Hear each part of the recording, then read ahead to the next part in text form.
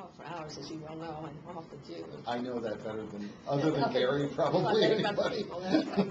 But, I mean, there were some things that really surprised me when I took this job, and still do 20 years later. One of the things, when I first took this job, I had worked as, you well know, the Director of Community and Human Services for the Intermediate Unit.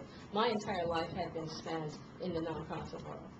And somehow or other, I think, those of us in the nonprofit world who've not had any other experience think that we are the good guys, the people who save the day.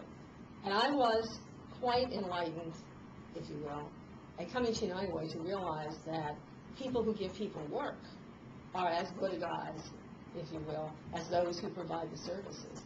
And that the best social service intervention is a good job. I say that all the time. People are tired of hearing it. But I do believe that to be true. You know, we can provide jobs for people with a decent wage and self-respect. You cure a number of health and human service issues right off the bat. And so that was a really big surprise to me. Another big surprise to me was, and you know this as well as I do, how generous this community is to people they trust and to organizations they think do good work.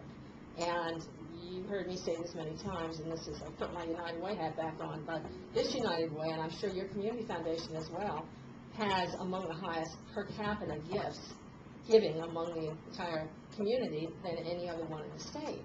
And I'm sure your community foundation is the same way. Yeah, it's pretty close. Yeah, so I mean, it speaks to the fact that in this community, if people believe you're doing good work and trust you, they will come forward and help.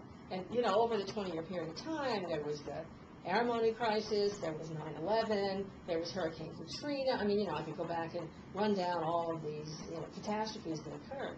Every time this community stepped forward. And so, you know, I think sometimes we in Berks County have this attitude that we're not as good as other people. And my read on this is that's completely flat out wrong, that we are better than most. And I think we need to keep that in the back of our heads.